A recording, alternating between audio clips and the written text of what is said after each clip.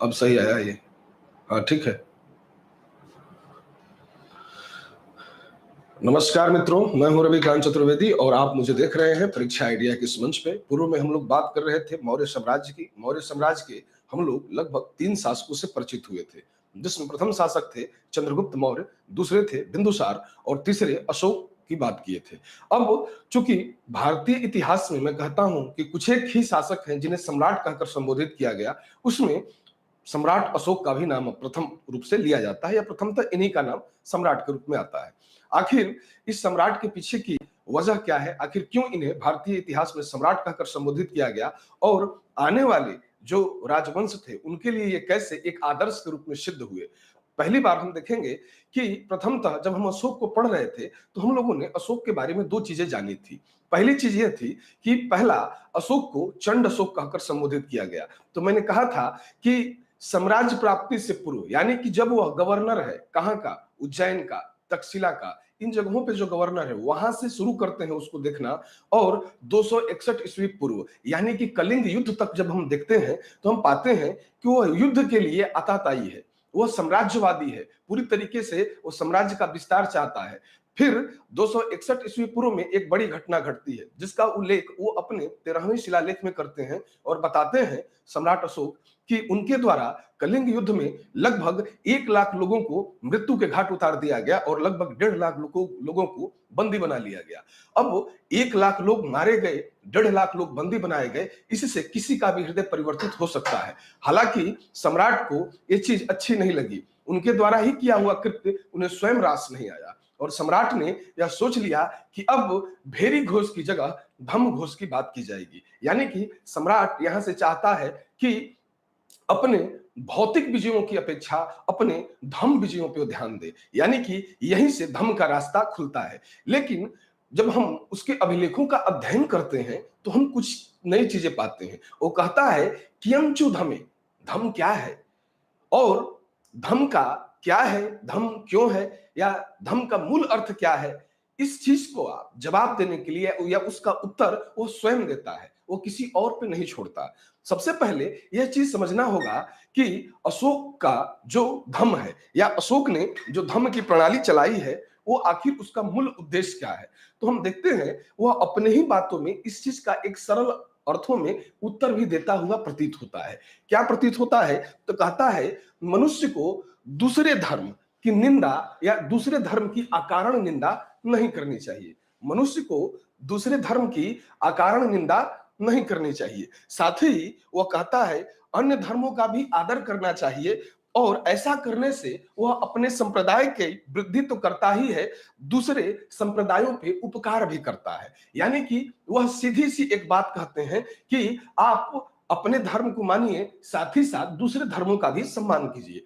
फिर बात हुआ कि अशोक का धम, तो धम है क्या भाई? बेसिकली धम है क्या?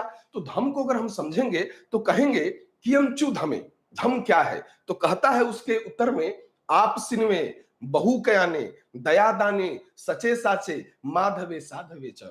यानी कि वह कहता है कि अल्प दुष्कार्य प्रत्युत्तर सत्य कार्य या दया दान या सत्यवादिता, सचे यानी कि सत्यवादिता, फिर पवित्रता, उसके साथ ही साथ मृदुता। यानी कि वो एक ही लाइन में सारे उत्तर एक साथ दे देते हैं कि कियम चु धमे, धम क्या है? तो कहते हैं कि आप सिनवे बहु कयाने दया दाने सचे साचे माधवे साधवे च। यानी कि अल्प दुष्कार्य और प्रभुत सत्कार्य, यानी जितना हो सके उतना सत्कार्य किया जाए। साथ ही वो कहता है दया दान, दया होनी चाहिए, दान होना चाहिए, जैसे कि उनके अभिलेखों में स्वयं दिखाई पड़ता है और कहते हैं कि सभी मनुष्य मेरी संतान है। इतना तो भारतीय इतिहास में या विश्व के अन्यत्र जितने भी इतिहास है उसको अगर हम टटोल के देखें तो हम पाएंगे कि इस तरीके का शासक कहीं अन्यत्र कहीं नहीं दिखाई देता है, जो अपने प्रजा का वात्सल्य उसी प्रकार से कर रहा है जैसे एक पिता अपने पुत्र का करता है।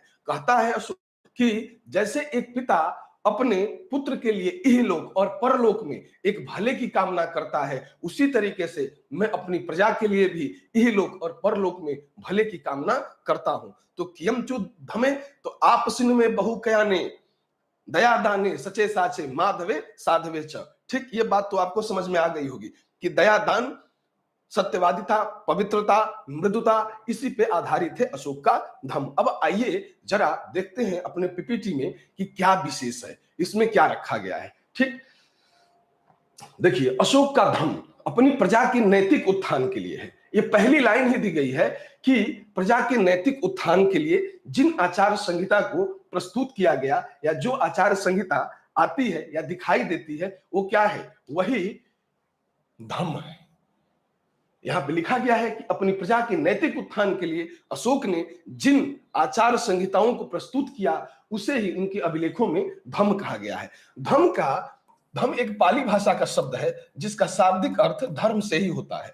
हालांकि अशोक ने, जैसा मैं पहले ही कहा, कि न केवल बौद्ध धर्म बल्कि सर्वधर्म संभाव की स्थिति को कहीं ना कहीं सम्राट अपने लेखों में भी प्रस्तुत करता हुआ दिखाई देगा। और यह अशोक का धम्म जो आया, वो कहां से आया? कभी भी सवाल हो सकता है आपसे। तो एक पुस्तक है राहुलोवादसुत्त, ये राहुलोवादसुत्त से अशोक ने अपने धम्म को लिया था। फिर यहां पर हम आते हैं इससे आगे, तो देखते हैं कि अशोक ने अपने धम्म की बात की कहां। तो हम पाएंगे दूसरे और सातवें शिलालेख में क्या कहता है, वो अपने धम्म की व्याख्या करता है। यानी अशोक की धम्म की व्याख्या इस प्रकार है: पाप से निवृत्ति, पहली बात, आप सिनवे बहु कयाने, क्या कहता है? आप सिनवे बहु कयाने, दया दाने, सचे साचे माधवे साधवे च, यानी कि विश्व कल्याण, दया दान, सत्य कर्म शुद्धि ही धम्म है। साधु स्वभाव, कल्याणकारी कार्य करना, पाप रहित होना, व्यवहार में मृदुता, दान, शुचिता और प्राणियों का वध न करना, माता पिता और बड़ों का आज्ञा मानना, गुरुजनों के प्रति आदर व्यक्त करना, मित्रों, परिचितों, संबंधियों और ब्राह्मणों और श्रवणों के लिए दानशीलता और उचित व्यवहार। यानी कि वह एक लाइन में सब कुछ कह देते हैं धम्म का पर्याय क्या है। यानी कि धम्म का पर्याय मूल रूप से नैतिक उत्थान है। कुछ इतिहासकारों का यह भी विचार है कि जब साम्राज्य की सीमाएं बहुत बड़ी हो जाएं, जिन्हें तलवार या सैनिक वृत्ति से जिनकी रक्षा न की जा सके, तो वहां पे शासक के द्वारा एक धार्मिक नियमों का, एक धार्मिक कहिए, और धर्म में क्या जुड़ा होता है, तो हम देखते हैं कि धर्म क्या कहता है, हमें ऐसा करना चाहिए, एक नैतिक उत्थान की बात करता है। तो नैतिक आलेखों का एक बड़ा आडंबर प्रजा के सम्मुख प्रस्तुत किया जाता है, जिससे व्यक्ति जो भी है अनैतिक होने से बचे। क्योंकि अपराध या किसी भी बुरे कृत्य का जो मूल है वो है अनैतिक होना। अगर आप नैतिक हैं बहुत ज्यादा, तो आपसे अपराध होगा ही नहीं, अपराध की वृत्ति आप में आएगी ही नहीं, वो थिंकिंग ही नहीं पैदा होगी।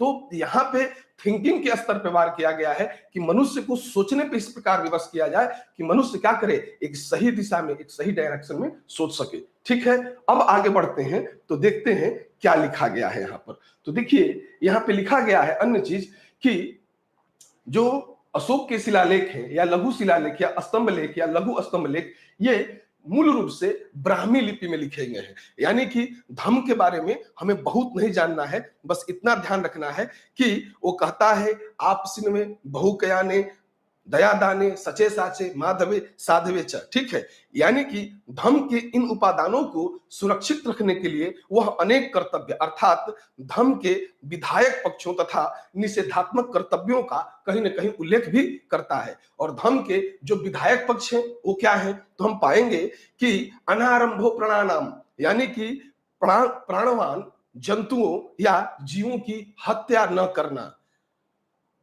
फिर कहता है अस्तित्वान जंतुओं को क्षति न पहुंचाना, क्योंकि उसके दूसरे लेख में क्या कहता है ना कि सभी मनुष्यों और पशुओं की चिकित्सा की व्यवस्था होनी चाहिए। फिर माता पिता और गुरुओं की सेवा, जैसा कि पहले ही बताया गया। ठीक, फिर कहता है कि गुरुओं को आदर या क्षमादर कह सकते हैं कि उनका आदर होना चाहिए। फिर मित्रों, परिचितों और संबंधियों के प्रति, ब्राह्मणों और श्रमणों के प्रति क्या, दया भाव।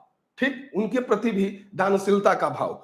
फिर हम देखते हैं कि इसके कुछ एक लेख हैं जिसमें कहा गया है, क्योंकि हम जानते हैं कि अशोक पहला शासक है जिसने अभिलेखों के माध्यम से अपनी प्रजा को संबोधित करना शुरू किया। इस क्रम में हमने देखा था कि अशोक के कई बृहद शिलालेख हैं, लघु शिलालेख हैं, बृहद स्तंभ लेख हैं, लघु स्तंभ लेख हैं, और कई अलग से भी अन्य अभिलेख भी हैं, और इनके अभिलेखों पर ही एक इतिहासकार ने पूरी इतिहास लिखा, डीआर भंडारकर महोदय ने।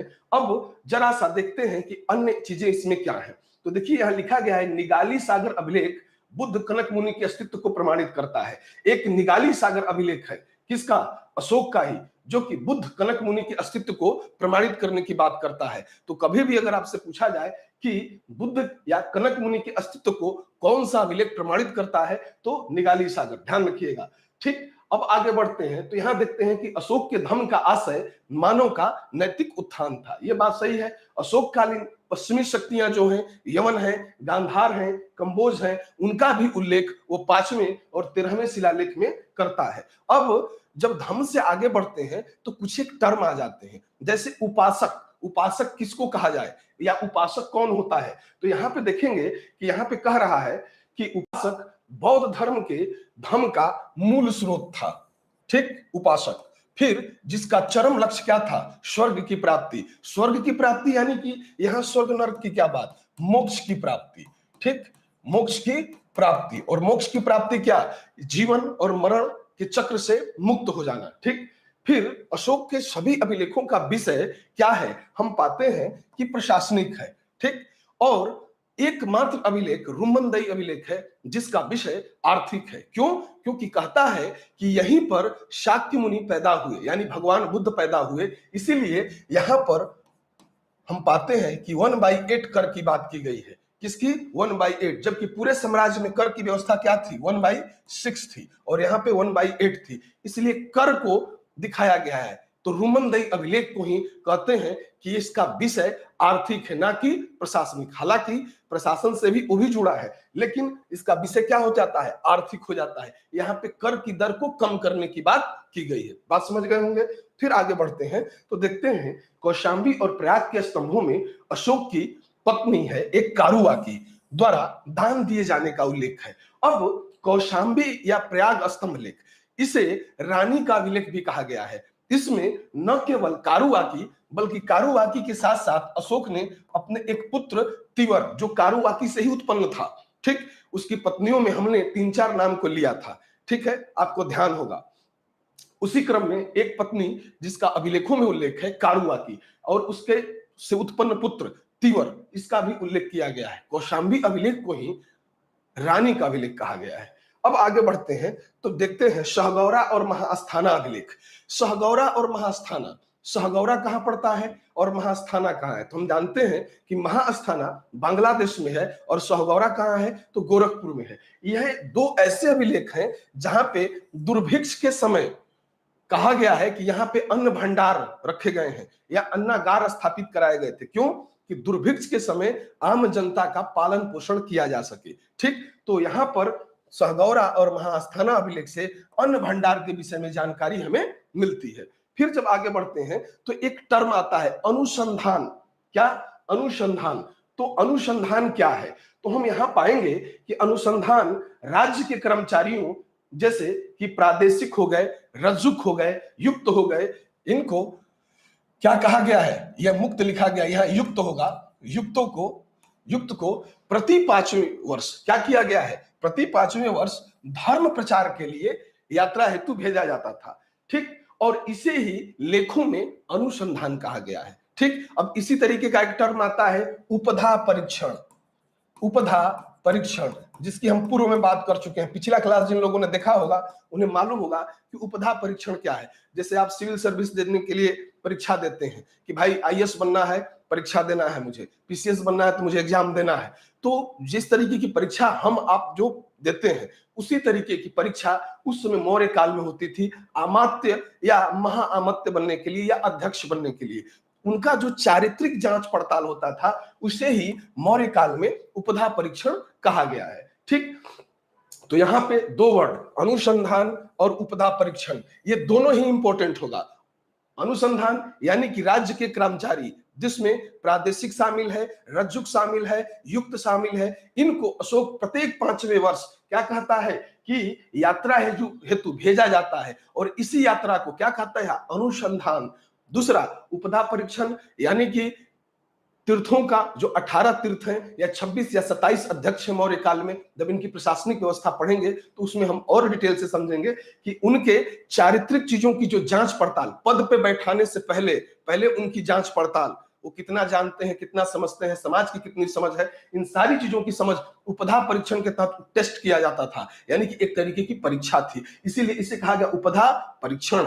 ठीक, फिर अब आगे बढ़ते हैं तो एक आता है कि धम्म महामात्रा राज्याभिषेक के 13वें वर्ष या अशोक ने नवीन कर्मचारी धम्म महामात्रा की नियुक्ति की, यानी कि अपने राज्याभिषेक के 13वें या 14वें वर्ष क्या करता है, धम्म महामात्रा की नियुक्ति करता है, जिनका मुख्य कार्य क्या था, तो इनका मुख्य कार्य जनता में धम्म का प्रचार करना, कल्याणकारी कार्य करना, यानी जनता में धम्म का प्रचार भी करना है और कल्याणकारी कार्य भी करना है, दोनों काम। फिर अब एक टर्म आ जाता है धर्म श्रावण। तो धर्म श्रावण क्या होता है, जैसा कि हम जानते हैं कि 7वें अभिलेख में कौन, अशोक द्वारा इस बात की चर्चा की गई है, यानी कि आत्मनियंत्रण और मन की पवित्रता, आत्मनियंत्रण और मन की पवित्रता को ही धर्म श्रावण कहा गया है। ये सारी बातें जो लिखी गई हैं, बस इतना ध्यान रखिएगा, इनको क्रॉस कर दीजिएगा, बस यहां ध्यान रखिएगा, आत्मनियंत्रण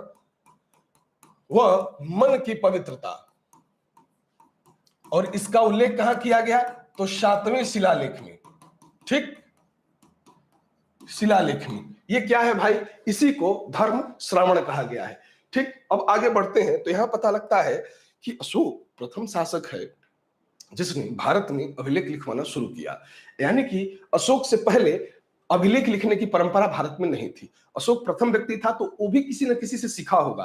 तो हम जानते हैं दारा प्रथम, जिसे डेरियस प्रथम कहा जाता है, उसी की प्रेरणा से ये ईरानी शासक था और इसी की प्रेरणा से अशोक ने अभिलेख लिखाने का कार्य शुरू कराया था भारत में। फिर अशोक के अभिलेख अगर लिखे गए इतनी भारी मात्रा में थे, दीर्घ स्तंभ लेख, लघु स्तंभ लेख, दीर्घ शिलालेख, लघु शिलालेख, तो हम पाते हैं कि इस शिलालेखों को या इनके अभिलेखों को सर्वप्रथम किसी व्यक्ति ने पढ़ा, नाम था टी पैंथलर, यानी कि कह सकते हैं कि 1750 में टी पैंथलर ने सबसे पहले अशोक के स्तंभों का पता लगा लिया कि अशोक के स्तंभ 1750 में प्रकाश में आ गए। पढ़े नहीं गए, पढ़े कब गए, जब जेम्स प्रिंसेप आएगा, यानी कि 1837 ईस्वी में जेम्स प्रिंसेप आएंगे और अशोक के अभिलेखों को सबसे पहली बार पढ़ने का दावा करेंगे, उनके अर्थों को समझने का दावा करेंगे। यानी कह सकते हैं कि 1750 में टी पैंथलर के द्वारा अशोक के अभिलेखों को क्या किया गया, प्रकाश में लाया गया, खोजा गया, और वहीं 1837 में जेम्स प्रिंसेप के द्वारा इन अभिलेखों को पढ़ा गया। ठीक, अब आगे बढ़ते हैं तो अशोक की राजकीय घोषणाएं जिन स्तंभों पर उत्कीर्ण है उन्हें साधारण तौर पर लघु स्तंभ लेख भी कहा जाता है, और गुहा लेख धार्मिक सहिष्णुता का परिचायक है। तो यहां पर लघु स्तंभ लेख का क्या मतलब है और गुहा लेख का क्या मतलब है, तो कहा कि लघु स्तंभ लेख वह हैं जिन पर अशोक की राजकीय घोषणाएं अंकित की गई हैं, वहीं गुहा लेख ये वो है जो धार्मिक सहिष्णुता का परिचायक है। ठीक, अब अशोक के आदेश लेखों में उनकी दूसरी पत्नी कारुवाकी और उनके पुत्र तिवर यानी कि उनकी चर्चा है, और उनके पौत्र दशरथ का भी उल्लेख किया गया है, यानी वही कौशांबी अभिलेख जिसे रानी का अभिलेख कहा जाता है, जिसमें कारुवाकी, तिवर और उसके कारुवाकी, तिवर के साथ साथ उस अपने प्रपौत्र दशरथ की भी चर्चा करता हुआ नजर आता है। यानी कि यहां पर हम देख रहे हैं कि अशोक पूरी तरीके से जो भी अपनी जीवन वृत्ति है उसको एक के बाद एक सुसज्जित करता हुआ दिखाई देता है। अब आगे के क्रम में चलते हैं कि आगे क्रम में पीपीटी में क्या दिया गया है, तो जरा समझते हैं। अब यहां पे बताया गया है कि कोई भी साम्राज्य बड़ा हो छोटा हो, उसे जिस तरीके से उसका उत्थान होता है उसी तरीके से उसका पतन भी स्वाभाविक होता है, यानी उत्थान के कई कारण जिम्मेवार होते हैं, उसी तरीके से पतन के भी कई कारण जिम्मेवार होते हैं। चूंकि मौर्य साम्राज्य काफी विशाल साम्राज्य है, हमने पहले ही कहा कि भारतीय इतिहास में इतना बड़ा साम्राज्य अन्यत्र हमें दिखाई नहीं पड़ता है, तो यहां पर हम पाएंगे कि जिस तरीके से इस साम्राज्य का उत्थान हुआ उसी तरीके से इस साम्राज्य का पतन भी हो गया। तो पतन हुआ तो पतन के कौन कौन से कारण जिम्मेवार थे, तो यहां पाएंगे कि कोई एक कारण जिम्मेवार नहीं है, कोई एक कारण जिम्मेवार नहीं है, और हर एक इतिहासकार अपने अलग अलग बिंदुओं को रखता है पतन के कारण के रूप में। देखिए, इस क्रम में हम सबसे पहले बात करेंगे कि हरिप्रसाद शास्त्री, इन इसको अभी आप छोड़ दीजिएगा, अभी जो मैं लिखता चलता हूं उसी को आप समझिएगा, ठीक है? जरा ध्यान दीजिएगा। पतन के कारण में पहला कारण धार्मिक नीति। धार्मिक नीति, इसको कहते हैं ब्राह्मण विरोधी नीति। ब्राह्मण विरोधी नीति, ये हरिप्रसाद शास्त्री कहते हैं, एक इतिहासकार है हरिप्रसाद शास्त्री। अब इसमें समझने वाली बात है, धार्मिक नीति या ब्राह्मण विरोधी नीति क्या थी? ठीक, तो हम जानते हैं अशोक ने बौद्ध धर्म को काफी प्रश्रय दिया। उसके बाद भी, यानी कि उसके बाद भी उसका साम्राज्य 50 वर्षों तक चलता रहा, उसमें बौद्धों को काफी प्रश्रय मिला। और कुछ एक धर्म क्या थे, मुख्य धारा से हटके थोड़ा उससे विलग हो गए, उनमें एक प्रतिक्रिया हुई। और हम जानते भी हैं कि मौर्यों का पतन हुआ, अंतिम जो शासक है बृहद्रथ, उसकी हत्या पुष्यमित्र शुंग के द्वारा की जाती है। और पुष्यमित्र शुंग, जिसे बताया गया है कि ये कहाँ का निवासी है, तो हम पाते हैं कि यह उज्जैन निवासी था, वहां उसके पूर्वज थे और वहीं से वो मौर्यों की सेवा में था। धीरे धीरे वो कमांडर यानी सेनापति के पद पे आ गया था और बृहद्रथ की हत्या तब कर दिया जब आर्मी मार्च कर रही थी। तो हम देखते हैं वह एक ब्राह्मण था और उसी प्रतिक्रिया स्वरूप वहां पे इस चीज को समझेंगे कि धार्मिक नीति या ब्राह्मण विरोधी नीति। हरिप्रसाद शास्त्री ने उसी बात का हवाला दिया है कि आखिर क्यों उस ब्राह्मण ने मौर्य साम्राज्य का तख्ता पलट किया। ठीक, अब दूसरे व्यक्ति के रूप में हम देखेंगे हेमचंद राय चौधरी, और ये कहते हैं अहिंसक हेमचंद राय चौधरी। हेमचंद राय चौधरी ये मौर्यों के पतन में उनकी अहिंसक और शांतिमय नीति को मानते हैं। क्या कहते हैं? अहिंसक व शांतिमय नीति।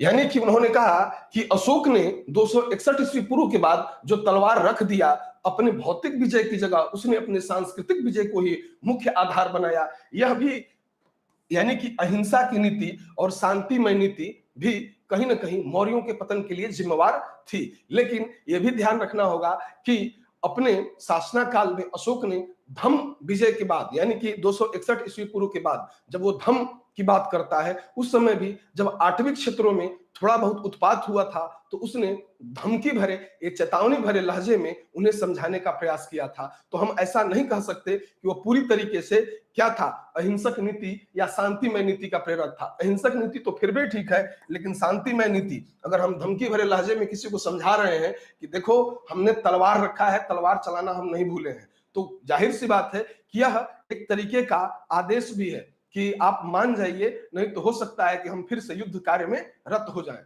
अब इससे आगे पढ़ चलते हैं तो हम देखते हैं एक अन्य नीति है डीडी कौशांबी की, और वो कहते हैं आर्थिक नीति। डीडी कौशांबी, डीडी कौशांबी क्या बोलते हैं? आर्थिक नीति, मौर्यों के पतन के लिए जिम्मेवार। आर्थिक नीति मौर्यों के पतन के लिए जिम्मेवार कौन? डीडी कौशांबी। यानी कि पहली बात यहां पे धार्मिक नीति या ब्राह्मण विरोधी नीति हरिप्रसाद शास्त्री की, हेमचंद राय चौधरी की अहिंसक व शांतिमय नीति, फिर डीडी कौशांबी जैसा इतिहासकार आएगा और बोलेगा आर्थिक नीति, कहेगा कि अशोक के बाद या अशोक ने धर्म प्रचार के लिए बहुत रुपए पैसे खर्च किए थे ताकि धर्म का प्रचार दूर दूर तक हो सके या दूर देशों तक किया जा सके। फिर यहाँ पे हम देखेंगे कि अशोक के बाद कोई ऐसा उसका उत्तराधिकारी नहीं हुआ जो साम्राज्य को अक्षुण्ण बनाए रख सके, ठीक, और उस अक्षुण्णता को लेके चल सके जो चंद्रगुप्त, बिंदुसार और अशोक से चली आ रही थी। यानी कि एक अयोग्य उत्तराधिकारी भी कहीं ना कहीं, या योग्य उत्तराधिकारी का न होना भी कहीं ना कहीं मौर्यों के पतन के लिए जिम्मेवार है। उसमें सबसे बड़ी नीति है आर्थिक नीति, क्योंकि कोई भी साम्राज्य हो किससे चलता है? अर्थ से चलता है। अगर आप अर्थविहीन हो तो क्या आप साम्राज्य चला पाएंगे? घर परिवार छोटा आदमी नहीं चला पाता है बिना पैसे के, उतना बड़ा साम्राज्य कैसे चलेगा? यानी कि यहाँ पे इतिहासकारों का विचार है कि अशोक के बाद जो धर्म के लिए जो पैसे खर्च किए गए थे उनकी भरपाई फिर से नहीं की जा सकी। या हम देखते हैं कि जो टैक्सेशन है, जो कारारोपण है मौर्य काल में, पहली बार एक व्यवस्थित कर प्रणाली भी हमको अब दिखाई पड़ेगी। जैसे ही हम प्रशासनिक व्यवस्था को समझेंगे तो वहां पे आएगा, तो हम पाएंगे कि उस तरीके का जो कर व्यवस्था था वो नहीं दिखाई दिया या उतनी कर की वसूली नहीं हो पाई। इसलिए भी साम्राज्य क्या था, धीरे धीरे अब पतन की तरफ जाने लगा। यानी अर्थ में एक नहीं बल्कि कई जगह से छिद्र दिखाई पड़ने लगे। अब इससे आगे चलेंगे तो हम पाएंगे कि एक विद्वान है रोमिला थापर, जिनका, इनको मैं हटा देता हूं जो लिखा हूं, ठीक है, आप लोग बल्कि फिर से लिख लीजिएगा। धार्मिक नीति या ब्राह्मण विरोधी नीति हरिप्रसाद शास्त्री की है, पतन का पहला कारण। दूसरा कारण हेमचंद्र राय चौधरी की अहिंसक या शांतिमय नीति है। तीसरा कारण डीडी कौशाम्बी की आर्थिक नीति है। और चौथा में हम आ जाते हैं, रोमिला थापर को ले लेते हैं। रोमिला थापर, रोमिला थापर मौर्यों पे एक बड़ा इनका आख्यान है और इन्होंने कहा कि केंद्रीय प्रशासन या अधिकारी तंत्र का अप्रशिक्षित होना, केंद्रीय प्रशासन या दूसरा अधिकारी वर्ग का अप्रशिक्षित होना, अधिकारी वर्ग का अप्रशिक्षित होना। केंद्रीय प्रशासन यानी कि हम जानते हैं मौर्यों की सीमा काफी बड़ी है। पाटलिपुत्र से क्या किया जा रहा था, सबको संचालित किया जा रहा था, लेकिन अब धीरे धीरे क्या हो गई, बागडोर कमजोर होने लगी। केंद्रीकृत होने के कारण क्या हुआ, अब जब राजा का होल्डिंग कम होने लगा अन्य जगहों पे, तो वो राज्य क्या होने लगे, धीरे धीरे स्वतंत्र होने लगे। हम पाते हैं कि अशोक के बाद मौर्यों के शासन काल में नहीं हम लोगों ने देखा कि फिर से गांधार या कंबोज का एरिया या उत्तर पश्चिम का जो एरिया था, खासकर गांधार का एरिया, वो गांधार वाला एरिया क्या हुआ, धीरे धीरे पाकिस्तान अफगानिस्तान के जो क्षेत्र थे वो फिर से यमनों के हाथ में जाने लगे, फिर से यूनानियों का अधिकार वहां होने लगा, ठीक, क्योंकि उस तरीके की मजबूत सत्ता नहीं थी। दूसरा, पतन के कारण में अधिकारी वर्ग का अप्रशिक्षित होना, यानी कि प्रशिक्षण प्राप्त अधिकारी न हो। अगर मान लीजिए आप अधिकारी बनते हैं और आपको प्रशासन चलाने का प्रशिक्षण न दिया जाए तो आप कैसे जनता को डील करेंगे, ये तो आपकी मनोवृत्ति पर निर्भर करता है। जो बहुत ज्यादा होशियार होगा हो सकता है कुछ दिन चला ले, लेकिन जो उस तरीके से नहीं सोच रहा है वो कैसे, जो प्रशिक्षण पाया ही नहीं है वो कैसे करेगा। तो यहाँ पर अधिकारी का अप्रशिक्षित होना भी कहीं ना कहीं मौर्यों के पतन के लिए जिम्मेवार था। अब इसमें हमें नहीं लगता कि कोई और आएगा। हाँ, एक व्यक्ति है जो कहता है कमजोर उत्तराधिकारी, डीएन झा। ये डीएन झा एक इतिहासकार है, डीएन झा कहते हैं कमजोर उत्तराधिकारी, कमजोर उत्तराधिकारी ये क्या है, मौर्यों की सत्ता के लिए जिम्मेवार है। कमजोर उत्तराधिकारी में क्या, तो आप पहले भी हम बोले कि क्या है, चंद्रगुप्त मौर्य है, बिंदुसार है, अशोक है, ये कैसे लोग हैं, ये बड़े मजबूत लोग हैं और ये क्या करते हैं, इनका कंट्रोलिंग पावर पूरी तरीके से साम्राज्य पे है, वैदेशिक संबंध अपनी पराकाष्ठा पे है। लेकिन अशोक के बाद जो उत्तराधिकारी हुए, क्या उनके साथ ऐसा हुआ? नहीं, उनके साथ थोड़ी स्थिति कमजोर हो गई। यानी कह सकते हैं कि धार्मिक नीति या ब्राह्मण विरोधी नीति, साथ ही कमजोर उत्तराधिकारी, अहिंसक व शांतिमय नीति, आर्थिक नीति, केंद्रीय प्रशासन और अधिकारी वर्ग का अप्रशिक्षित होना मौर्यों के लिए क्या हुआ, एक कील साबित हुआ, एक दोष साबित हुआ, जिससे मौर्य साम्राज्य क्या हुआ, काल के गाल में समा गया, यानी इस साम्राज्य का पतन हो गया। अब ये पूरी बात हम कर लिए कि साम्राज्य के पतन के क्या कारण है। साम्राज्य के पतन के मूल 5 कारण। पहला कारण में धार्मिक या ब्राह्मण विरोधी नीति, दूसरे कारण में कमजोर उत्तराधिकारी, तीसरे कारण में अहिंसक और शांतिमय नीति, चौथा कारण में आर्थिक कारण दे देंगे, पांचवें कारण में रोमिला थापर का केंद्रीय प्रशासन का एक बड़ा क्षेत्र होना, साथ ही वहां पर अधिकारी वर्ग का अप्रशिक्षित होना क्या है, मौर्यों के पतन का कारण है। अब आप पूरी बात समझ चुके होंगे। अब आइए जरा पीपीटी पे देखते हैं कि पीपीटी में क्या दिया गया है। ठीक है, यहां पर मूल रूप से उन्हीं चीजों को रखा गया है। जैसे ये कहते हैं, यहाँ पे देख रहे हैं, लिखा है कि अशोक के बाद अगले 50 वर्षों तक उसके उत्तराधिकारियों का कमजोर शासन चलता रहा। ठीक है, कितने वर्षों तक? 50 वर्षों तक। अब अशोक के बाद जो शासक बना कुणाल, कुणाल को पुराणों में धर्म विवर्धन कहकर संबोधित किया गया, ये कमजोर उत्तराधिकारी है। ठीक, फिर राज तरंगिणी के अनुसार उस समय कश्मीर में जालौक का शासन था। बात क्या थी अब पूरी तरीके से स्पष्ट नहीं है, लेकिन यह था कि मौर्य का जो साम्राज्य था वो धीरे धीरे वो क्या था, बट रहा था। फिर हमने देखा कि मौर्य साम्राज्य से विशेष साम्राज्य के पतन के लिए किसी एक कारण का होना पर्याप्त नहीं है, और स्पष्ट साक्ष्यों के अभाव में विद्वानों ने अलग अलग विचार जो प्रस्तुत किए हैं उनमें उनकी हम चर्चा कर चुके हैं, जिसमें हमने कहा क्या कि रोमिला थापर कहती हैं कि केंद्रीय प्रशासन साथ ही अधिकारी वर्ग का अप्रशिक्षित होना। उसी प्रकार हरिप्रसाद शास्त्री कहते हैं कि मौर्यों की धार्मिक नीति या ब्राह्मण विरोधी नीति। उसी प्रकार हमने देखा डीएन झा कहते हैं, क्या कहते हैं डीएन झा, कि कमजोर उत्तराधिकारी। यानी ये सारे कारण थे जो हमने 5-6 कारण आपको अभी बताए, ये सारे कारण एक साथ संलग्न थे और एक साम्राज्य का पतन हुआ। ठीक, अब यहां से हम आ जाते हैं मौर्य प्रशासनिक व्यवस्था पे। जैसा कि हम लोगों ने कहा था कि अर्थशास्त्र एक ऐसी पुस्तक है जिसमें बताया गया है कि मौर्य प्रशासन को संचालित करने के लिए 18 तीर्थ और 26 या 27 अध्यक्षों की बात की गई है। ठीक, इसमें सबसे पहले तीर्थ की बात करते हैं। ये तीर्थ क्या है? देखिए, वर्तमान समय का जो आईएएस अधिकारी है, जो एक बड़ा अधिकारी होता है, आप देखे होंगे कि आईएएस कलेक्टर से शुरू होकर और बड़े बड़े सचिव तक जाते हैं। ठीक है, तो यहाँ पे हम पाएंगे कि यहाँ पर स्थिति उन्हीं की तरह है, यानी कि ये बड़े अधिकारी हैं। इसमें हम देखते हैं मंत्री। मंत्री कौन? स्वयं प्रधानमंत्री, और पुरोहित को भी यहाँ प्रधानमंत्री ही कहा गया है। ठीक, सेनापति, जैसा कि जानते हैं कि सेनापति युद्ध विभाग का मंत्री होता है। युवराज, राजा का स्वयं उत्तराधिकारी। और हम देखते हैं कि जो राज्य हैं, जो मौर्यों के अंतर्गत चक्र थे, उनका जो एक एक राज्य है उनमें जो प्रांतपति बनता था वो भी कहीं ना कहीं यही बनता था, राजा का उत्तराधिकारी, जिसे कुमार या आर्यपुत्र कहकर संबोधित किया गया है। फिर समाहर्ता। समाहर्ता वर्तमान समय में देखते हैं कि भारतीय परिक्षेत्र में वर्तमान समय में कलेक्टर को समाहर्ता कहा जाता है, और उसके जो अधिकारी जो दफ्तर होता है तो उसको क्या कहते हैं? समाहरणालय।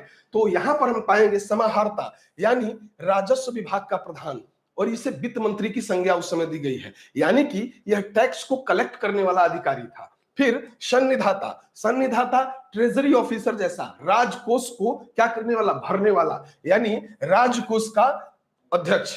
फिर प्रतिष्ठा। प्रतिष्ठा कौन है? तो यहां पर हम पाएंगे कि न्यायालय 2 तरह का है। कैसा है? फौजदारी भी है, दीवानी में है, दीवानी भी। इसको धर्मस्थलीय न्यायालय भी कहा गया और एक को कंटक शोधन कहा गया। तो हम पाएंगे कि प्रतिष्ठा जो फौजदारी न्यायालय का न्यायाधीश या कमिश्नर होता था उसी को कहा जाता था। ठीक, ये इंपॉर्टेंट रहेगा। नायक। नायक सेना का संचालक या नगर का अध्यक्ष। फिर कर्मांतिक। कर्मांतिक क्या है? तो उद्योग और कारखानों का अध्यक्ष जो होता है उसे ही कर्मांतिक कहा गया है। फिर दंडपाल या प्रशस्त। दंडपाल या प्रशस्त को हम कहते हैं पुलिस अधिकारी। ठीक, लाइक आईपीएस ऑफिसर। ठीक, फिर कहते हैं व्यवहारिक। व्यवहारिक क्या है? नगर का मुख्य न्यायाधीश, वो क्या है? उसे व्यवहारिक कहकर संबोधित किया गया है। नागरक। नागरिक यानी कि नगर का प्रमुख अधिकारी या कोतवाल, उसको क्या कहते हैं? नागरक। फिर दुर्गपाल। दुर्गपाल कौन होता है? तो हम देखते हैं राजकीय दुर्गों की रक्षा करने वाला अध्यक्ष, इसे क्या कहा गया है? दुर्गपाल कहा गया है। फिर अंतपाल या सेना प्रबंधक, यानी सीमावर्ती दुर्गों का रक्षक। ठीक, फिर आटविक। आटविक आटविक मतलब जंगल, तो जंगल से संबंधित तो वन विभाग का प्रधान अधिकारी, like IFS, Indian forest service जिसको हम बोलते हैं। फिर दौवारिक। दौवारिक क्या है? राजमहलों की देखरेख करने वाला जो है उसे दौवारिक कहा गया।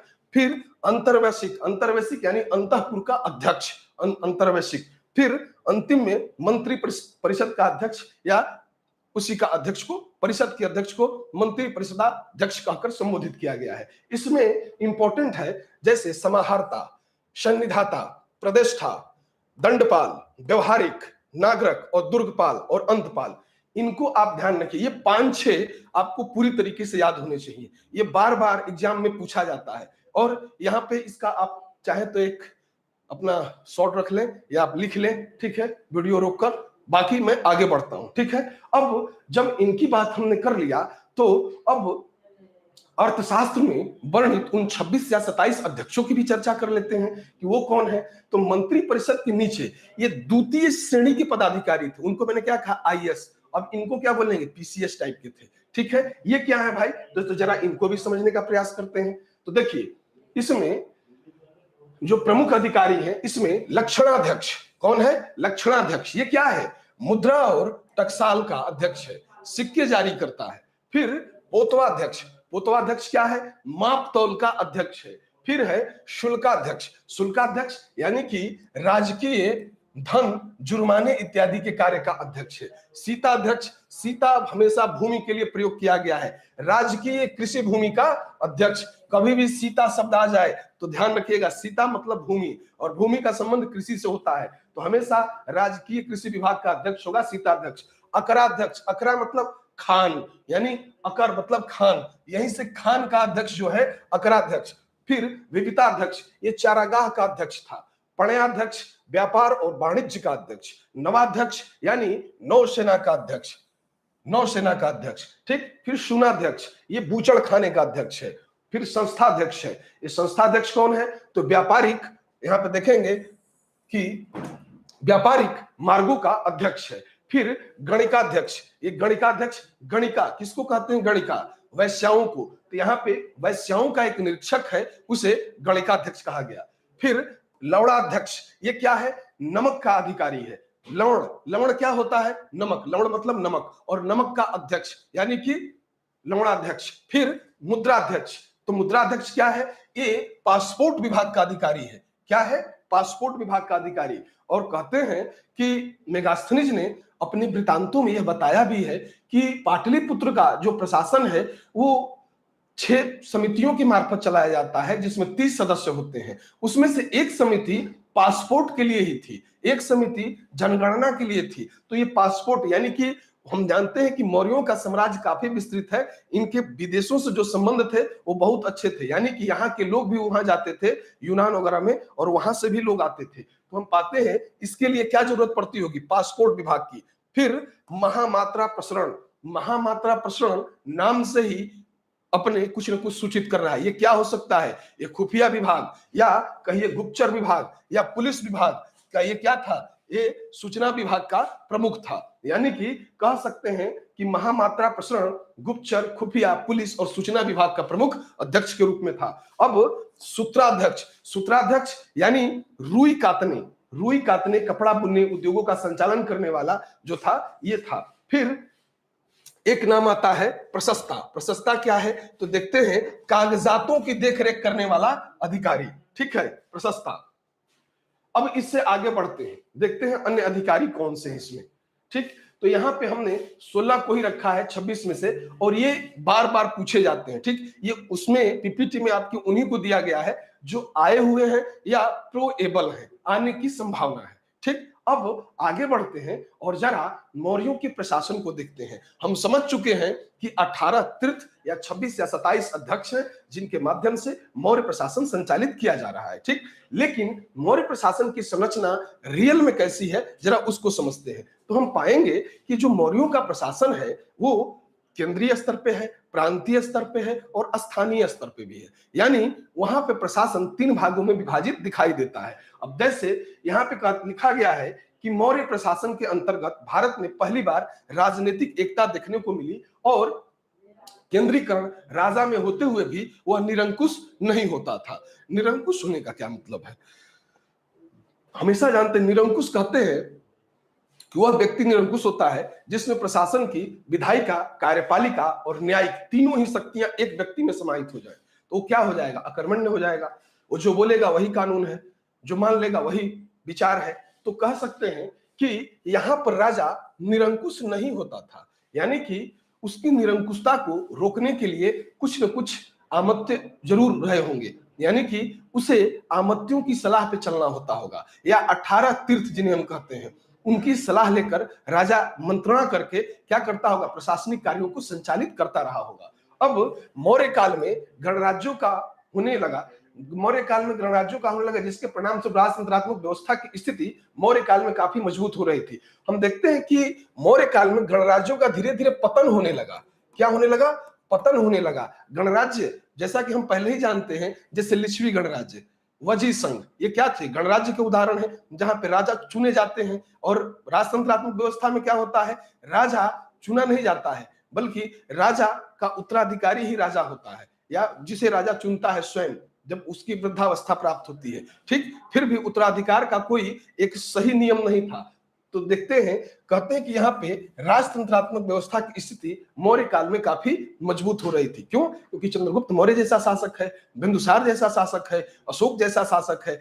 इस तरीके का, और मैंने कहा था कि साम्राज्य की जब स्थापना होती है तो वहां पर क्या करता है, राजा और राजा का व्यक्तित्व बहुत मायने रखता है। तो यहाँ पे देखेंगे कि ये 3-4 जो शासक आए, लगभग 3 शासक जिनका व्यक्तित्व काफी बड़ा है, खासकर सम्राट अशोक का। तो इसमें हम पाएंगे कि इस क्रम में राजतंत्रात्मक व्यवस्था क्या हुई, मजबूत हुई, और जो छोटे मोटे गणतंत्र या गणराज्य थे उनको मगध में या मौर्य साम्राज्य में विलीन कर लिया गया। अब यहां पर हम पाएंगे कि एक राज्य बना या एक साम्राज्य बना तो उसको चलाने के लिए कुछ सिद्धांत होते हैं।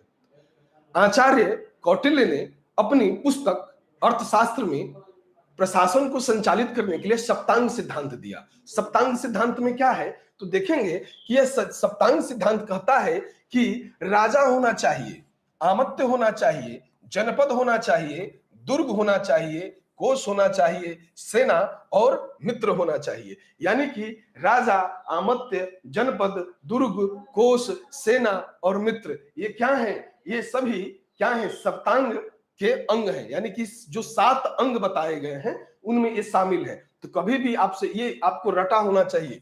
कई बार पूछता है कि सप्तांग सिद्धांत का संबंध किस प्रशासनिक व्यवस्था से है, किस प्रशासनिक व्यवस्था से है, तो आपको क्या जवाब देना है, मौर्य प्रशासन से। और सप्तांग सिद्धांत का जो अन्वेषक है वो कौन है, आचार्य चाणक्य। दोनों बातें ध्यान होनी चाहिए। साम्राज्य में मुख्यमंत्री और पुरोहित की नियुक्ति और जो होती थी उनके चरित्र की भली भांति जांच होने की बात होती थी। मैंने अभी कुछ देर पहले बताया था उपधा परीक्षण, ये मुख्यमंत्री या पुरोहित की नियुक्ति चरित्र की भली भांति जांच के बाद की जाती थी, और इसे ही मौर्य काल में उपधा परीक्षण कहा गया है। ये वही उपधा परीक्षण है। यानी कि यहां पर हम देखते हैं कि आईएएस जैसी कोई परीक्षा तो नहीं हो रही है, पीसीएस जैसी परीक्षा तो नहीं हो रही है, लेकिन जो पुरोहित हैं, जो मंत्री हैं, उनके चरित्रों की जांच के लिए एक परीक्षा जैसी प्रणाली है, उसे ही उपधा परीक्षण कहा गया है। क्लियर? फिर अब आगे बढ़ते हैं तो बात करते हैं प्रशासन में सबसे पहली बात केंद्रीय प्रशासन की, कि आखिर केंद्र का प्रशासन कैसे चलाया जाता था। तो यहां पे देखते हैं कि अर्थशास्त्र में शीर्षस्थ 18 तीर्थों का उल्लेख किया गया। ऊपर में हमने चर्चा भी किया कि 18 तीर्थ कौन है, पहले ही बता दिया आपको। ये 26 अध्यक्षों में 16 का नाम लिया, यानी 18 तीर्थ और 26 अध्यक्षों के माध्यम से शासन सत्ता चलाई जा रही थी। तो यहाँ पे देखिए, यहाँ पे लिखा गया है कि शीर्षस्थ अधिकारी जिन्हें तीर्थ कहा जाता है, इनकी संख्या 18 थी, और अधिकतर स्थलों पर इन्हें ही महाआमत्य या महामात्य की संज्ञा दी गई। ठीक, इनमें सबसे महत्वपूर्ण जो तीर्थ है वो 2 है। पहला मंत्री और दूसरा पुरोहित, और दोनों को क्या कहा गया, प्रधानमंत्री कहकर संबोधित किया गया है। यानी राजा और 2 प्रधानमंत्री, एक पुरोहित के रूप में और एक मंत्री के रूप में, इनके साम्राज्य के अन्य अधिकारियों पर क्या करते थे, स्पष्ट नियंत्रण बनाए रखने का कार्य करते थे। और ये जो 18 तीर्थ थे, ये किसके माध्यम से राज्यों का शासन संचालित करते थे, तो वो 26 या जो 27 अध्यक्ष थे, उन्हीं के माध्यम से ये शासन संचालित करते रहे होंगे। अब देखिए, यहां पर एक नवीन चीज आ जाएगा, युक्त और उपयुक्त। ये केंद्रीय महाआमंत्य तथा अध्यक्षों के नियंत्रण में ये निम्न स्तरीय कर्मचारी हैं। क्या है, निम्न स्तरीय कर्मचारी। ये क्या करते हैं, युक्त और उपयुक्त। यानी कि ये केंद्रीय महामात्य, ये केंद्रीय महामात्य कौन, जो केंद्रीय प्रशासन में बैठे हुए 18 तीर्थ, उन्हीं के अधीन युक्त और उपयुक्त होते थे। और कहता है कि केंद्रीय महामत्य तथा अध्यक्षों के नियंत्रण में ये क्या करते थे, कार्य करते थे। यानी कि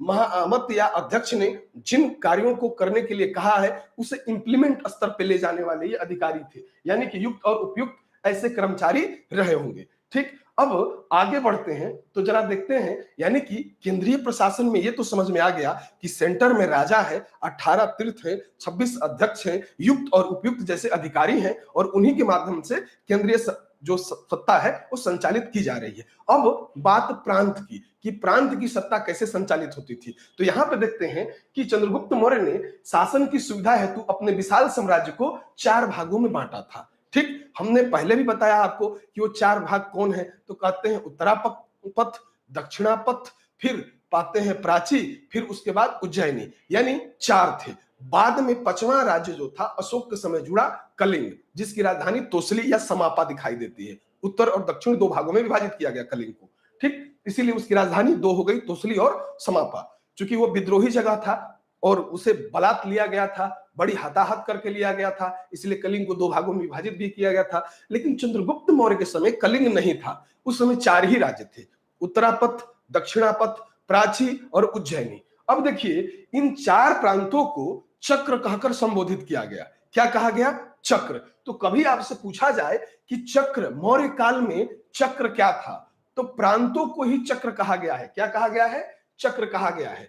यानी 4 प्रांत थे और 4 प्रांतों को चक्र कहा जाता था। इन प्रांतों का शासन प्रशासन सम्राट द्वारा सीधे नियंत्रित न होकर उसके प्रतिनिधि के द्वारा नियंत्रित होता था। यानी कि यहां प्रांत में जो मूल होगा, प्रांत का जो प्रमुख होगा, उसे आर्यपुत्र, आर्यपुत्र या कुमार कहकर संबोधित किया गया है। क्या कहा गया है? आर्यपुत्र या कुमार। ये राजा का उत्तराधिकारी या राजा के पुत्रों में से कोई एक होता था, जो योग्य था उसको प्रांत का अधिपति बनाकर भेजा जाता था, लाइक अ गवर्नर। ठीक, अब कुछ प्रांतों का विवरण देखते हैं। इन प्रांतों के विवरण में क्या है? प्रांतों का शासन राजवंशीय कुमार या आर्यपुत्र नामक पदाधिकारियों द्वारा होता था, और अशोक सिंहासनारूढ़ होने से पूर्व भी हम पाते हैं कि उत्तरापथ और अवंती का कुमार रह चुका था। उत्तरापथ यानी तक्षशिला, तक्षशिला का जब विद्रोह होता है उस समय अशोक को भेजा जाता है, ठीक है। फिर अवंती में जो विद्रोह होता है या उज्जैनी में, वहां भी भेजा जाता है। तो यही लिखा है उत्तरापथ और अवंतिका, अवंतिका यानी अवंत यानी उज्जैनी, इन दोनों जगहों का राज्यपाल रह चुका था। वो उन दोनों जगहों का प्रांत का अधिपति रह चुका था। कौन? स्वयं अशोक। फिर कहता है कुमार आमत्त की सहायता हेतु प्रांत में महामाय एक अधिकारी है, महामाय नामक अधिकारी थे। ये किसकी सहायता के लिए थे? कुमार की सहायता या आर्यपुत्र की सहायता, जो प्रांत का अधिपति है उसकी सहायता के लिए महामाय नामक अधिकारी होता था। और इनके अंतर्गत विभिन्न विषयक पदों पर सामंत या विषयपति होते थे। यानी कि सबसे पहले प्रांत का जो मेन अधिपति है वो कौन है? आर्यपुत्र या कुमार है। इसकी सहायता करने वाला अधिकारी कौन है? महामाय है। और महामाय की सहायता करने वाला जो व्यक्ति है, जो अधिकारी है, उसे क्या कहते हैं? विषयपति। विषयपति। अब यहां पर एक चीज आ गया, विषय, और विषय का अधिपति विषयपति। विषय का मतलब क्या है? यहां विषय का सामान्य अर्थ जिले से है। किससे है? जिले से। अब आगे बढ़ते हैं तो स्वयं पता लगेगा कि इनके तीसरे स्तर का प्रशासन क्या है। आइए, यहां पे कुछ दिया गया है। प्रांत और राजधानी ध्यान रखिएगा। उत्तरापथ, तक्षशिला, दक्षिणापथ, सुवर्णगिरी, अवंतिका, उज्जैनी, कलिंग, तोसली, प्राची, पाटलिपुत्र, यानी ये 5 भाग हो गए। ठीक है, अब इसके आगे चलते हैं। इसमें कह रहा है कि मौर्य प्रशासन का स्तरीय खंडन निम्नलिखित 3 रूपों में दिखाई दिया। ठीक, तो हम पहले ही बात किए कि भाई केंद्र का प्रशासन, प्रांत का प्रशासन, आहर या विषय का। ठीक, तो स्थानीय स्तर पे आहर या विषय की क्या स्थिति है? आप साम्राज्य से परिचित हैं, प्रांत से परिचित हैं। साम्राज्य यहाँ केंद्रीय प्रशासन के संदर्भ में लिखा गया है। ठीक है, उससे घबराइएगा मत, ये साम्राज्य क्या आ गया। ठीक है, तो ये केंद्रीय प्रशासन, केंद्रीय प्रशासन, और यहां पे प्रांत यानी कि राज्य का प्रशासन। यहां पे मैंने बताया, यहां सम्राट स्वयं बैठता है केंद्रीय प्रशासन में, और ये आर्यपुत्रों के द्वारा चलाया जा रहा है। ठीक है, अब आहर या विषय बचता है। आहर या विषय यानी कि जिले का प्रशासन। तो देखिए, जिले के प्रशासन में हमें भिन्न भिन्न तरह की चीजें दिखाई देती हैं। जैसे पहला एक नाम आएगा स्थानीय। स्थानीय क्या है? तो हम पाएंगे यह 800 गांवों का एक समूह है जो चलाया जाता है। फिर दूसरा द्रोणमुख। द्रोणमुख क्या है? यह 400 गांवों का समूह है, इसको द्रोणमुख कहा गया है। और तीसरा खरवटिक। खरवटिक क्या है? तो 200 गांवों का समूह है। ठीक, फिर संग्रहण। तो संग्रहण क्या है? तो हम पाएंगे 100 गांवों का समूह जो है संग्रहण है। और 8 गांवों का जो समूह था यह प्रशासन की सबसे छोटी इकाई थी, प्रशासन की सबसे छोटी इकाई। ठीक है, इसको रखा गया है। आहार या विषय, विषयपति के अधीन होता था, और जिले के प्रशासनिक अधिकारी को स्थानिक स्थानिक था जो समाहर्ता के अधीन होता था। यानी कि जिले का जो प्रशासन था स्थानिक के अंतर्गत चलाया जाता था, यानी जिले का प्रमुख अधिकारी कौन हो गया? स्थानिक। ठीक है, तो ध्यान रखिएगा, आहार या विषय, विषयपति के अधीन, और जिले का प्रशासन स्थानिक के अंतर्गत। ठीक, तो इसको ध्यान रखिएगा। अब इससे आगे बढ़ते हैं तो ये चीज तो मूल में आ गई कि यहाँ सम्राट प्रमुख है, केंद्रीय प्रशासन में राज्य या प्रांतीय प्रशासन में आर्यपुत्र प्रमुख है। उसी तरीके से आहार या विषय को चलाने के लिए विषयपति, विषयपति है, आहार या विषय को चलाने के लिए विषयपति, और इसके अधीन स्थानिक नामक अधिकारी। कौन? स्थानिक। ये क्या करता है? स्थानिक नामक अधिकारी ये कर को कलेक्ट करता है और किसको भेजता है? समाहर्ता को, क्योंकि समाहर्ता का काम क्या है? कर की वसूली कराना। अब इससे आगे बढ़ते हैं और देखते हैं क्या नवीन चीज दिया गया है। देखिए, यहां दिया गया स्थानिक के अधीन गोप होते थे जिनके अधिकार क्षेत्र में 10 गांव थे। यानी स्थानिक एक ऐसा अधिकारी, यानी जिले का अधिकारी, और उसके अधीन कौन था? गोप। गोप क्या? 10 गांवों का अधिकारी। फिर समाहर्ता के अधीन प्रविष्टि नामक अधिकारी होता था जो स्थानिक, गोप या ग्राम अधिकारियों के कार्यों की जांच करता था। अब देखिए यहां पे, देखिए यहां एक नवीन चीज आई है। क्या? इसे ध्यान रखिएगा कि समाहर्ता के अधीन प्रविष्टि नामक अधिकारी है जो कि स्थानिक, गोप और ग्राम अधिकारियों के कार्यों की जांच करता है। यानी कि गोप और ग्राम के अधिकारियों की जांच करने वाला एक अधिकारी था जिसे प्रविष्टि कहकर संबोधित किया गया है। अब साम्राज्य के अंतर्गत कुछ अर्धशासित प्रदेश भी हैं। यहाँ स्थानीय राजाओं को मान्यता दी जाती थी, किंतु स्थानीय राजाओं को मान्यता देने के साथ साथ अंतपालों के द्वारा उन स्थानीय राजाओं की गतिविधियों पर नजर भी रखा जाता था। हमने कहा कि अशोक ने कलिंग युद्ध के बाद भौतिक विजय को छोड़ दिया और सांस्कृतिक विजय की बात की, यानी भेरी घोष की जगह धम घोष की बात करता है, यानी सांस्कृतिक विजय, यानी सांस्कृतिक रूप से उनको अपने अधीन रखने की बात करता है। उस क्रम में हम पाते हैं कि कुछ स्थानीय राजा हैं, उनको मान्यता दी गई है, और न केवल मान्यता दी गई, उनकी गतिविधियों पर नजर रखने के लिए एक अधिकारी अंतपालों की नियुक्ति की गई है। फिर अशोक के अभिलेख में युक्तों का उल्लेख है, युक्त का उल्लेख है। इन अधिकारियों के माध्यम से केंद्र व स्थानीय शासन के बीच संपर्क बना रहता था। तो ये युक्त कैसा अधिकारी है? केंद्र और स्थानीय प्रशासन में क्या एक संबंध स्थापित करने वाला अधिकारी कौन है? युक्त है। अब नगर शासन, मेगास्थनीज के अनुसार नगर का प्रशासन 30 सदस्यों की एक समिति चलाती थी। कितने? 30 सदस्यों का एक मंडल था जो 6 समितियों में विभक्त था, और प्रत्येक समिति में क्या होते थे? 5 सदस्य होते थे। उसके माध्यम से क्या किया था? नगर का प्रशासन संचालित किया जाता था। यानी कि यहां पर हम पाएंगे कि, जरा समझ लेते हैं,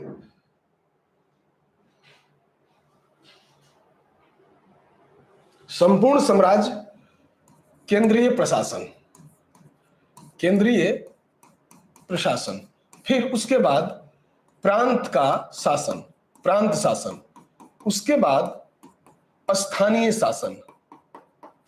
स्थानीय शासन में हम पाएंगे 2 तरीके की चीज, एक ग्रामीण स्तर पे प्रशासन, ग्रामीण प्रशासन, और एक शहरी प्रशासन।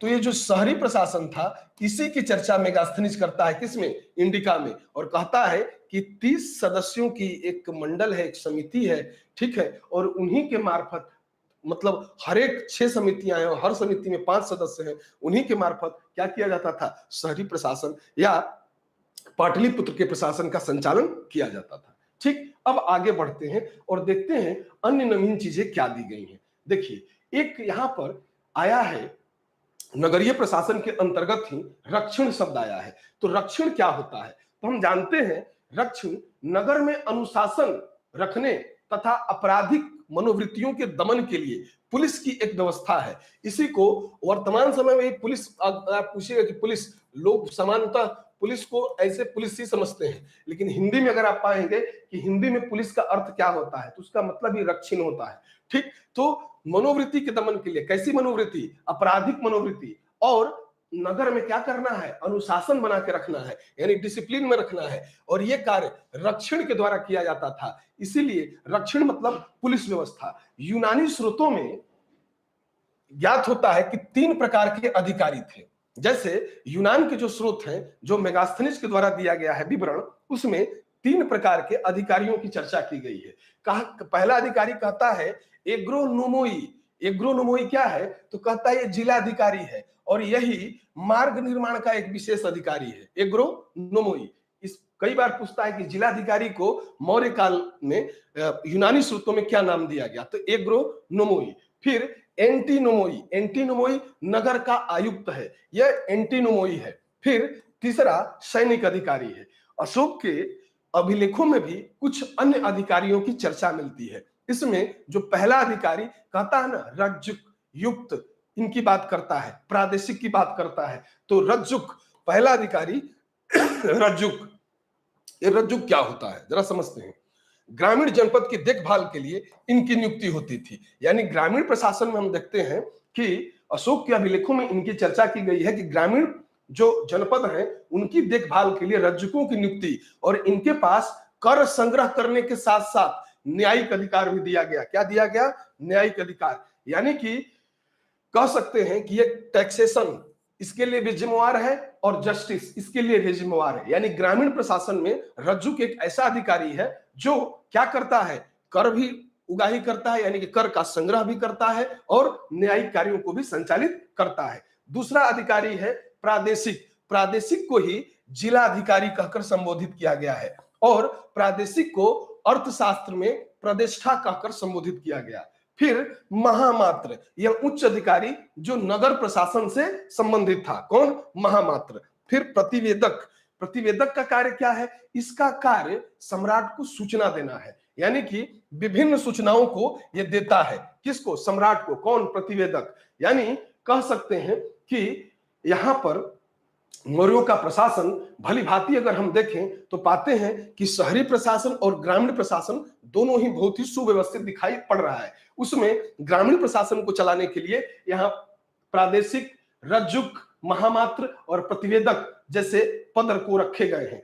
फिर हम पाते हैं कि ग्राम मौर्य साम्राज्य की सबसे छोटी प्रशासनिक इकाई थी और उसके प्रधान को क्या कहते हैं? तो उसके प्रधान को ग्रामी कहकर संबोधित किया गया है। जो राजकीय कर्मचारी नहीं था वरन उसका निर्वाचन होता था। तो ध्यान रखिएगा, ये बहुत बड़ी बात है कि उस समय ग्रामीण स्तर पर निर्वाचन की बात, यानी कि एक बड़े साल राजतंत्र में एक छोटा सा बीज लोकतांत्रिक मूल्यों का, यानी कि एक बहुत छोटा बीज दिखाई देगा। वो क्या है कि ग्रामिक की नियुक्ति। यानी ग्रामिक की नियुक्ति कैसे?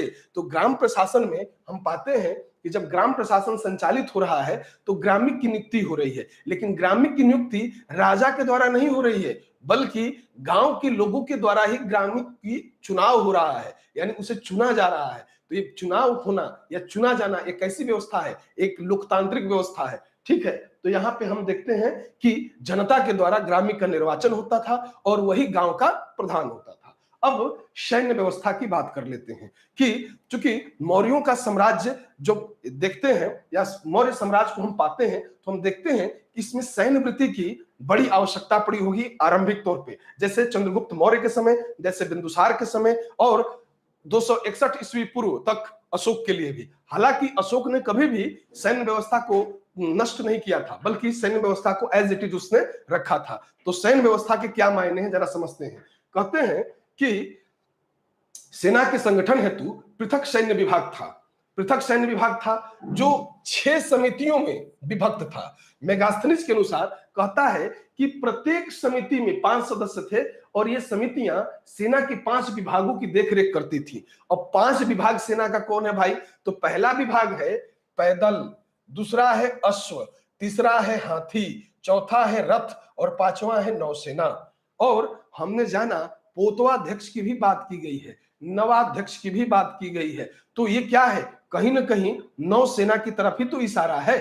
फिर अब जरा सा इसमें कुछ चीजों को देख लेते हैं। क्या कि सैनिक प्रबंध की देखरेख करने वाला जो अधिकारी था उसे अंतपाल कहा गया। यह सीमांत क्षेत्र का व्यवस्थापक भी था और मौर्यों के पास बड़ी सेना थी, इस बात की पुष्टि यूनानी विद्वान भी करते हैं। इस क्रम में प्लिनी के विवरण को अगर हम देखें तो प्लिनी जिसने कहता है कि चंद्रगुप्त मौर्य के पास 6 लाख पैदल और 50,000 अश्वरोही, 9,000 हाथी, 800 रथ सुसज्जित एक विराट सेना थी।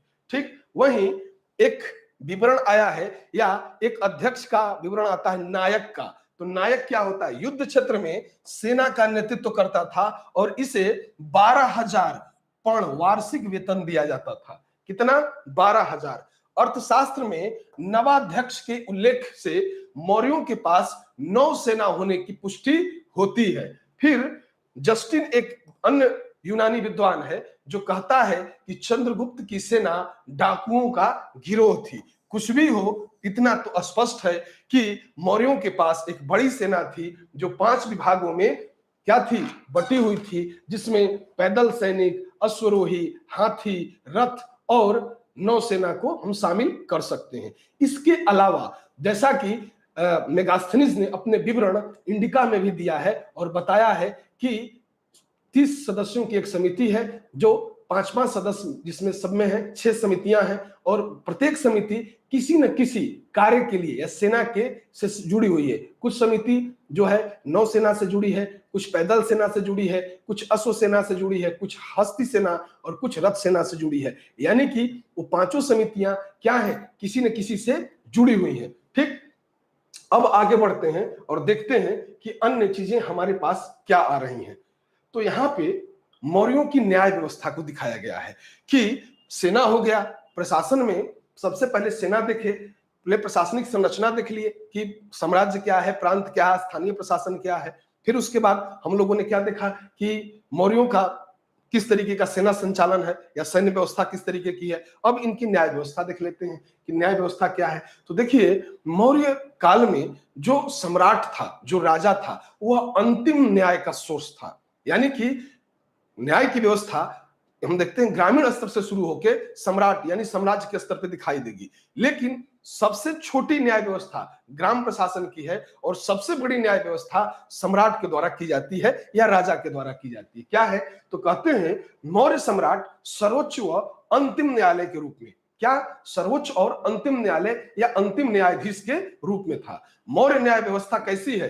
तो मौर्य न्याय व्यवस्था कठोर थी। न्याय का उद्देश्य क्या है? तो न्याय का उद्देश्य सुधारवादी न होकर आदर्शवादी था। ठीक है, सुधारवादी न होकर आदर्शवादी था। क्यों?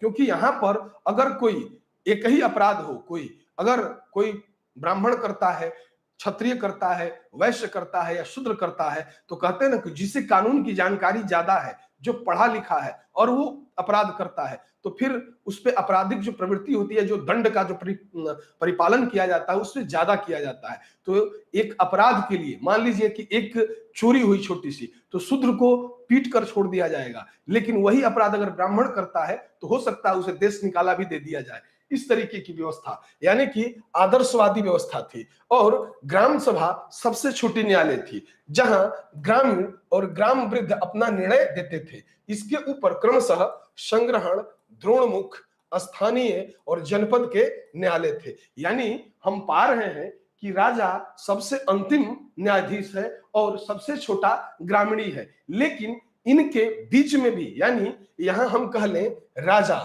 यानी सम्राट ये प्रमुख न्यायाधीश है। उसके बाद जो न्यायाधीश है वो संग्रहण है। उसके बाद जो न्यायाधीश है वो द्रोणमुख है। उसके बाद जो न्यायाधीश है स्थानीय या जनपद के न्यायालय है। ये सभी क्या है? न्याय कार्य को ही करते हुए देखे जाएंगे। ठीक, अर्थशास्त्र में 2 प्रकार के न्यायालय की बात की गई है। पहला धर्मस्थीय न्यायालय, दूसरा कंटक शोधन न्यायालय। यानी कि न्यायालय प्रॉपर बनाए गए थे। अब धर्मस्थीय न्यायालय यह मूल रूप से दीवानी अदालत था। धर्मस्थीय न्यायालय एक ऐसा है, दीवानी है।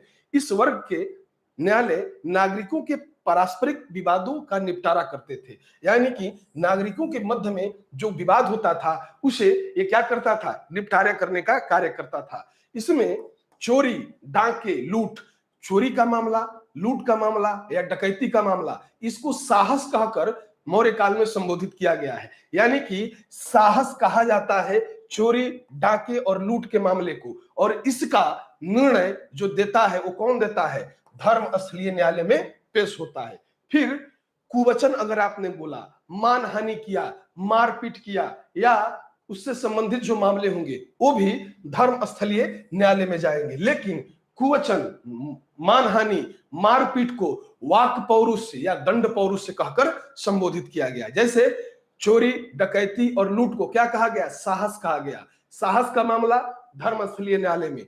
फिर कुवचन बोल दिए, मारपीट कर दिए, मानहानि कर दिए, तो इसको क्या कहा गया? वाक पौरुष या दंड पौरुष। यह मामला भी धर्मस्थलीय न्यायालय में जाएगा। अब बचता है अंतिम न्यायालय यानी कि कंटक शोधन न्यायालय। तो कंटक शोधन न्यायालय क्या है भाई? तो हम यहां पे देखते हैं कि जब राज्य और नागरिक के मध्य विवाद उत्पन्न हो जाए, कोई ऐसा विवाद आ जाए जो राज्य और नागरिक के मध्य हो, तो राज्य व नागरिकों के मध्य होने वाले विवाद का निर्णय करने वाले न्यायालय को कंटक शोधन न्यायालय कहा जाता था। यह फौजदारी अदालतें होती थी। कैसी अदालतें हैं?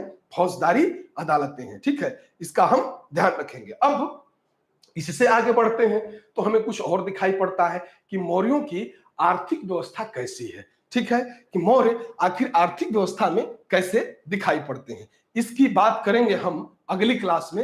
अपनी क्लास अब हम यहीं रोक देंगे। ठीक है, बहुत बहुत धन्यवाद आप लोगों का। और आर्थिक व्यवस्था को भी समझेंगे कि आखिर अर्थ को संचालित करने के लिए कौन कौन से आयाम थे। ठीक है, धन्यवाद।